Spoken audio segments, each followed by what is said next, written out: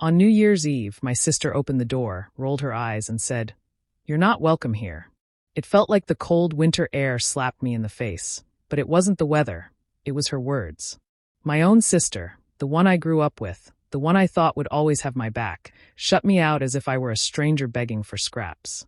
Stay with me as I tell you what really happened that night. And if my story touches your heart, I'd love it if you could show some support by subscribing, leaving a like, and sharing it with someone you care about. I remember standing there, holding my small gift bag, hoping for even a shred of kindness. It was New Year's Eve, a night meant for togetherness, laughter, and family. All I wanted was to be inside, surrounded by people who once called me sister and daughter.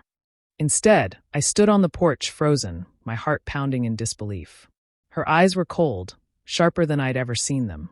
"Ifeoma," I whispered, calling her by the name I'd used since childhood. "It's me. It's Chi," as if she didn't know. As if I hadn't once shared a room with her, whispered secrets under the covers with her, or defended her on the schoolyard when others mocked her accent. But she didn't care. She shifted her weight, crossed her arms, and her mouth curled into a smirk I'll never forget. Behind her, I could hear the muffled sounds of laughter and clinking glasses. Family, friends, celebration. Everything I thought I was walking into. Everything I was being told I no longer belonged to. In that moment, I felt like the ground had been ripped from beneath me. How could blood do this to blood? A stranger could turn me away, and it wouldn't cut as deep. But my sister? The girl I loved, the girl I trusted more than anyone? That was a wound that went straight to the soul. I wanted to argue, to beg, to demand answers, but the words stuck in my throat. My body wouldn't move. My hands trembled as I gripped the gift bag tighter. I had bought it days earlier, hoping it might be a small bridge between us, something that said, "I still care." But the bridge had been burned long before I reached that doorstep. She didn't slam the door, not yet. She just looked at me like I was a shadow in her light. "Go home, Chi," she said flatly, then pushed the door until it clicked shut, leaving me alone in the dark. The fireworks went off in the distance a few minutes later. I stood there, tears freezing on my cheeks, realizing I had no home to walk back into. Not that night. That was the start of my story. The night I learned betrayal hurts most when it comes from the person you'd never expect. Growing up, I never imagined my sister would become the person who hurt me the most. Back then, it was always me and Epha against the world. We were born and raised in Texas, daughters of hardworking Nigerian parents who carried their roots with pride. My father, Obinna, was a man of few words, but his presence filled every room. He worked long hours, sometimes 2 jobs, and whenever he spoke, you listened. His voice carried both authority and care. My mother, Ngozi, was the heart of our home. She had a way of softening every harsh edge, making sure her daughters never forgot they were loved, even when discipline felt heavy. From the outside, our family looked picture perfect. And in many ways, I was the studious one, the dependable daughter who always came home before curfew and kept my grades sharp. Epha, on the other hand, had this spark that made everyone gravitate toward her. She was the girl who could charm our neighbors, talk her way out of trouble at school, and make people laugh even when they didn't want to. My parents adored us both, but there was no denying the glow that followed Epha everywhere she went. I didn't mind. I loved her energy, her light. As kids, we'd build forts in the living room, using old blankets and chairs, and pretend we were queens of some secret castle. On summer nights, we'd sit outside with fireflies dancing around us, whispering dreams about the future. How we'd never let anything come between us. I held on to those promises like they were unbreakable. But even in those innocent days, I can look back now and see the cracks. Epha always had to be the center of attention, even in small ways. When I brought home a perfect report card, she'd roll her eyes and say, "Well, of course she got an A, she's boring like that." My mother would hush her, but the words would linger. When my father praised me for being reliable, Epha would slip in a joke, twisting the moment until it belonged to her again. At the time, I thought it was just sibling banter. I never believed it came from a deeper place. I didn't see the envy hiding behind her smile, or how she measured herself against me in ways I never asked her to. I only saw my sister, the one who braided my hair before school dances, the one who defended me when other kids teased me about being too quiet, the one who swore she'd always be on my side. Looking back, I realize I was blind to the subtle signs. Epha's competitiveness wasn't loud, but it was steady, a quiet thread woven through every chapter of our childhood. And though I missed it then, those small moments were the seeds of something that would one day grow into betrayal I could never have imagined. I met Darius Coleman at a friend's cookout one humid summer evening in Houston. He wasn't the loudest man in the crowd, but there was something steady about him, something grounded that drew me in right away. He asked me questions like he actually cared about the answers, and when he laughed, it wasn't just polite, it was genuine, warm, like he wanted me to feel at ease. For the first time in years, I felt seen. Our relationship grew quickly, but naturally. Darius wasn't just ambitious in his career. He was thoughtful in the small things too. He remembered how I liked my coffee, encouraged me when I doubted myself, and never made me feel like I was asking for too much. With him, I felt a kind of safety I had craved all my life, the assurance that I wasn't carrying the world alone. After so many disappointments, I began to believe I had finally found a partner who wanted to build something real with me. It didn't take long before I decided to bring him home to meet my family. I was nervous. My parents were traditional in many ways, and I wasn't sure how Darius would handle their expectations.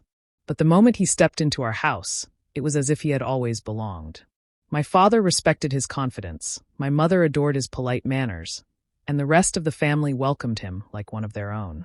For the first time, I felt like the puzzle pieces of my life were fitting together. And then there was Epha.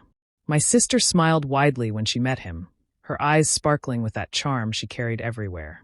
She laughed at his jokes louder than anyone else, leaned in closer than necessary during conversations, and asked him questions that made me feel slightly off balance. It wasn't anything I could call her out for, not really. They were small gestures, almost invisible if you weren't paying attention. But I was. There were moments when I'd catch Darius and Epha talking alone, her hand brushing his arm lightly as she made a point, or her eyes holding his just a little too long. My stomach would twist, but then I'd scold myself. Don't be insecure, Chi. I told myself more times than I can count. She's your sister. She loves you. You're imagining things. And Darius never gave me a reason to doubt him. He always came back to me, always wrapped his arm around me in front of her, always reminded me that I was the woman he wanted. That reassurance kept me grounded, made me push away the whispers in my gut that something wasn't right. At the time, I chose to see only the good, the man who loved me and the family who accepted him. But looking back, I realized those lingering glances and quiet conversations were not harmless. They were the first signs of a storm I wasn't prepared to face. When Darius got down on one knee, I felt my whole world stop. His voice trembled as he asked me to be his wife, and I didn't hesitate for a second before saying yes. In that moment, every disappointment and every lonely night I'd ever endured seemed worth it, because I believed I had finally found the kind of love that would last a lifetime. My parents cried tears of joy when we shared the news, and even Epha wrapped me in a hug so tight it almost hurt. Everything felt like it was falling into place, and I allowed myself to dream without fear. The weeks that followed were filled with excitement. We began planning the wedding, and Epha immediately offered to help. She was everywhere, flipping through magazines with me, suggesting venues, talking endlessly about decorations. At first, I was grateful. It felt good to have my sister by my side, helping me prepare for the biggest day of my life. She knew how to make every detail seem magical, and I thought her enthusiasm came from love. But then small things began to shift. Darius wasn't as attentive as before. He came home later, often distracted, and his phone seemed glued to his hand. When I asked if something was wrong, he brushed it off with a tired smile. Just work, Chi, don't worry. I wanted to believe him, so I did. I told myself the stress of wedding planning could overwhelm anyone, and maybe I was expecting too much. Still, the way his eyes sometimes seemed distant left me unsettled. Epha, meanwhile, grew bolder. She insisted on joining us at tastings, tagging along to appointments, and even speaking over me when decisions needed to be made.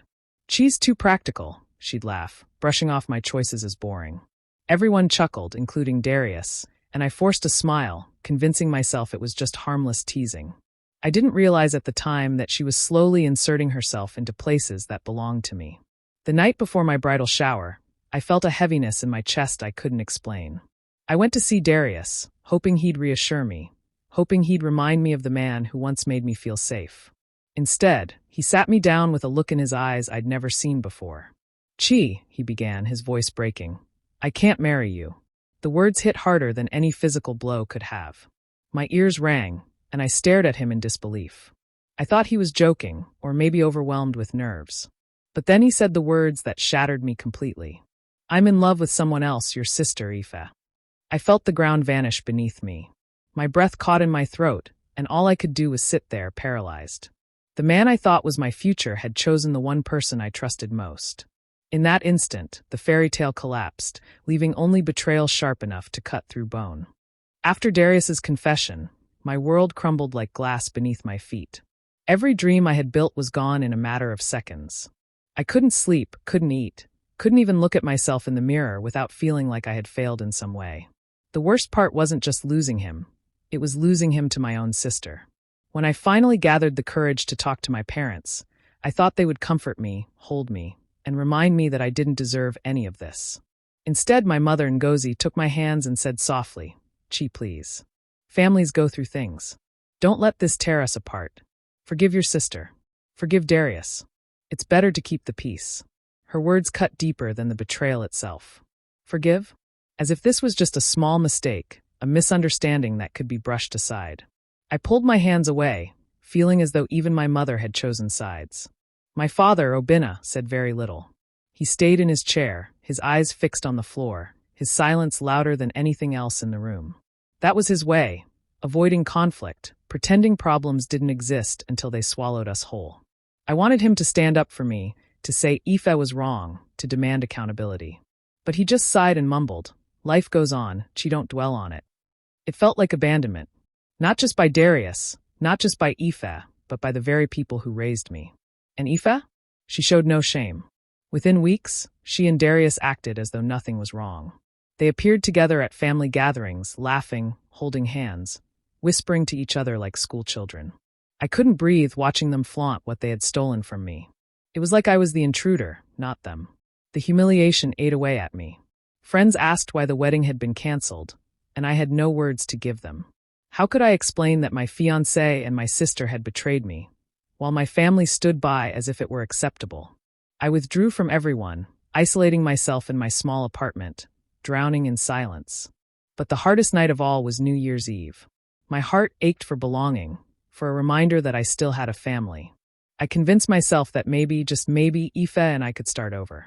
So I went to her house, clutching a small gift bag in my hands. When she opened the door, her eyes scanned me with irritation. She didn't even let me speak before rolling her eyes and saying, "You're not welcome here." The words slammed into me harder than the winter air. Then she shut the door, leaving me outside with nothing but the sound of laughter echoing from inside her house. That night, I realized I wasn't just abandoned. I was erased. In the weeks after that New Year's Eve humiliation, I felt like a ghost drifting through my own life. I would wake up with no energy, my chest heavy, my eyes burning from nights of restless sleep.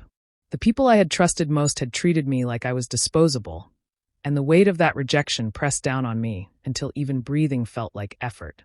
I replayed every moment in my head.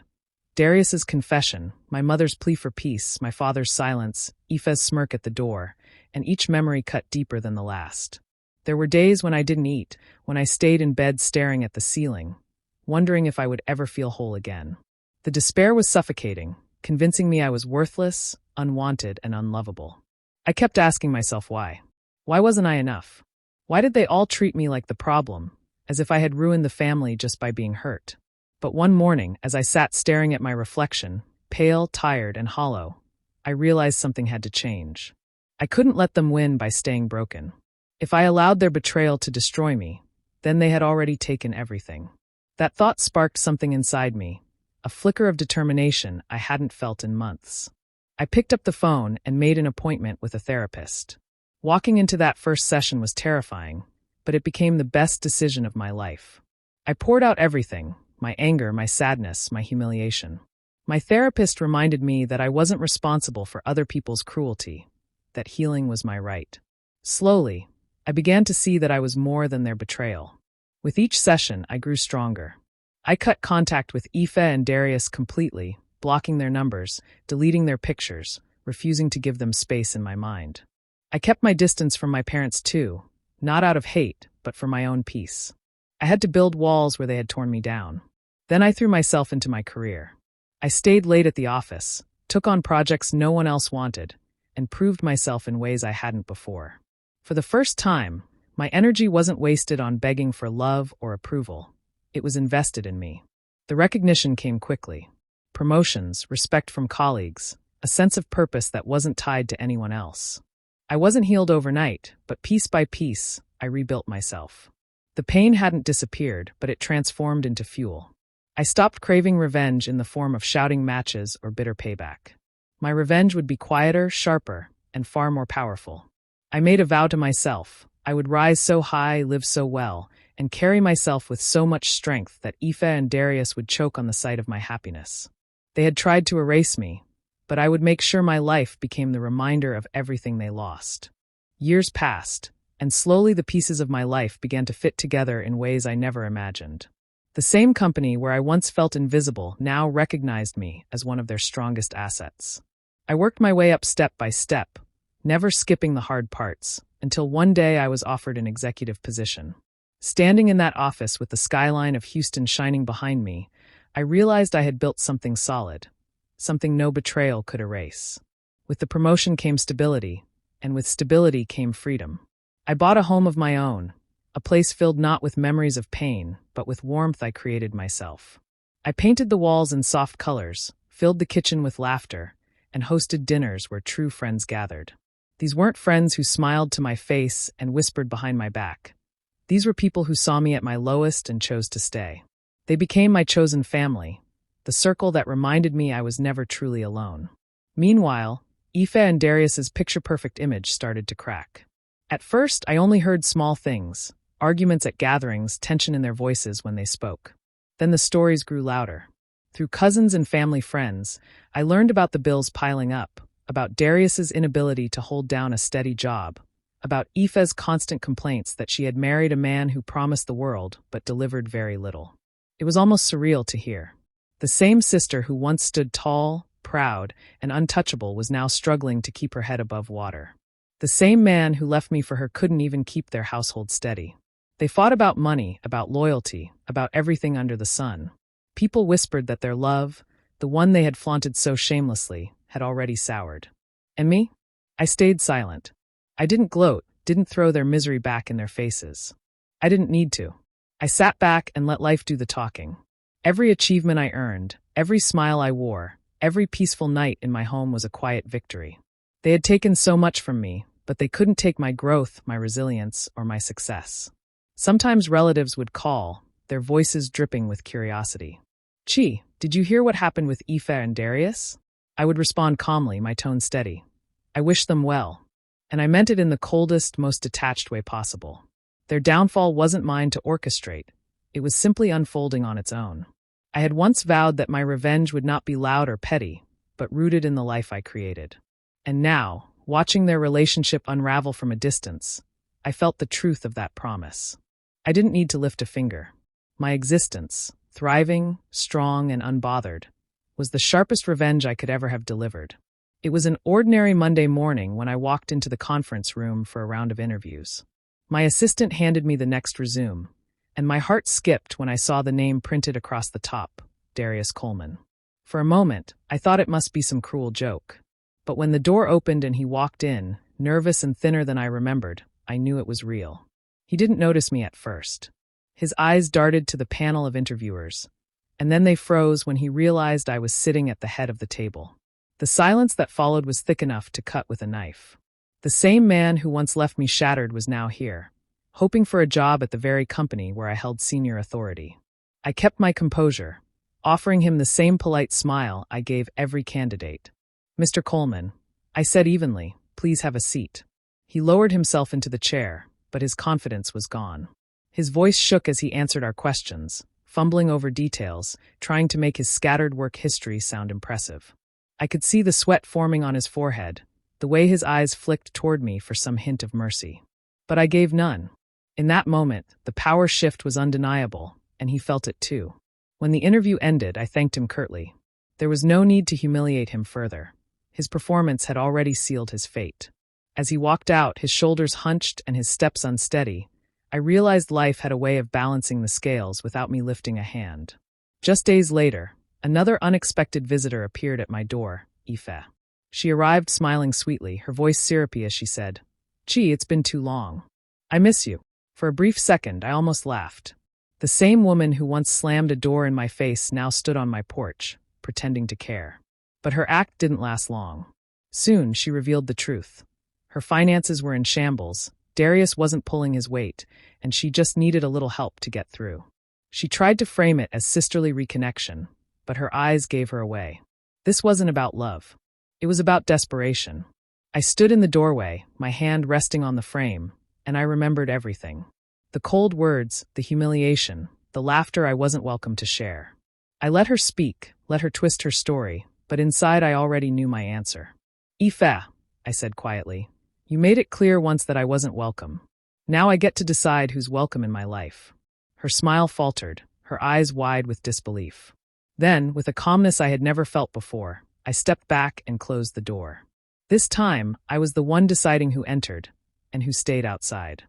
When I sat across from Darius at that interview table, I knew I had the upper hand. Still, I refused to let emotions cloud my professionalism. I asked him the same questions I asked every other candidate, but the cracks in his story were impossible to miss. His resume was full of short-term jobs, vague responsibilities, and gaps he couldn't explain away. Each time he stumbled over an answer, I could see the embarrassment deepen in his face. I didn't need to raise my voice or throw his betrayal in his face. My silence, my composure, spoke louder than anger ever could. At the end of the interview, I closed the folder and said calmly, "Thank you, Mr. Coleman. We'll be in touch." He nodded, but his eyes told me he already knew. He wasn't getting the job, not here, not under my leadership. As he walked out, shoulders slumped, I could feel the weight of humiliation settle on him. He left the room fully aware of the contrast between us. I had risen higher than he ever imagined, and he had sunk lower than he dared to admit. It was a quiet victory, but it was enough. Revenge didn't need to be loud to sting. Not long after, Epha tried once more to insert herself into my life. She arrived at my home, her tone softer this time, her words coated with false sweetness. She spoke of family, of forgiveness, of how much she missed me. But beneath the surface, I could hear the real message. She needed something from me. Money, stability, maybe even validation. For years, I had been the one on the outside, the one turned away, the one told I didn't belong. But now, standing in my doorway with her shifting uneasily under my gaze, I finally understood the power of rejection. I didn't lash out or scream. I didn't let anger twist my words. Instead, I looked her in the eye and said, "Epha, I've built a life I'm proud of, and you're not part of it. You made your choices, and I've made mine. I don't owe you anything." Her face tightened, her confidence cracking as the truth sank in. She wasn't in control anymore. She was the one being shut out, tasting the very rejection she had once served me without hesitation. As I closed the door behind her, I felt no guilt. I felt peace. I realized the sweetest form of revenge wasn't destruction. It was dignity. It was living so fully, so securely, that those who betrayed me could see the contrast without me lifting a finger. Strength became my justice. My success, my boundaries, my unshakable calm. Those were my weapons. And as Epha and Darius walked away, carrying the weight of their failures, I knew they would never escape the reminder that I had become everything they thought I couldn't be. That was my cold revenge and my warmest justice. New Year's Eve came around again, but this time it didn't feel like a night of loneliness or rejection. My house buzzed with life. Music flowing through the speakers, the smell of food filling every corner, laughter spilling into the air like fireworks waiting to go off. Glasses clinked, voices overlapped, and for the first time in years, I felt exactly where I was meant to be. I looked around at the people gathered in my living room. Friends who had stood by me through heartbreak, colleagues who had become confidants, neighbors who had grown into family. They weren't bound to me by blood, but by choice. And in their presence, I realized how much richer my life had become once I let go of the people who had tried to break me. As I carried a tray of drinks into the room, one of my friends grinned and said, "Chi, you really know how to throw a party." I laughed, the sound light and genuine. Hosting this celebration wasn't about showing off. It was about reclaiming the night that once symbolized my deepest pain. Just a year before, I had stood on a porch begging for a place in a family that had discarded me. Now, I stood in my own home, surrounded by warmth I had built from scratch. I wasn't the broken woman left crying in the cold. I was stronger, freer, and happier than I had ever been. The countdown began, voices rising together. 10-9-8. My heart beat in time with the chorus, not with dread but with hope. I closed my eyes briefly, remembering that other New Year's Eve. The slammed door, the rejection, the tears that froze on my cheeks. That moment had crushed me, but it had also forced me to rise. 3, 2, 1. Cheers erupted, confetti flew into the air, and I was pulled into a hug by friends on both sides. Glasses were raised high, and someone shouted, "To new beginnings." I took a sip, letting the sweetness linger. New beginnings, that was exactly what I had created for myself. By losing the love I thought I needed, I had discovered the strength I already carried. By being pushed out of one door, I had built another that was wider, brighter, and filled with people who truly cared. I didn't think of Epha or Darius often anymore, but on nights like this, I couldn't help but feel the sharp contrast. They had tried to define me by betrayal and rejection, but I had redefined myself through resilience and love. Standing in the glow of my own happiness, I whispered to myself, almost like a vow. They slammed one door in my face, but I built another, one they'll never be welcome to enter. Do you believe Chi was right to close her doors for good, or should she have given her sister another chance? Share your thoughts in the comments. I really want to hear your perspective. And if stories like this speak to you, make sure to hit subscribe and turn on the bell so you'll always know when a new one drops.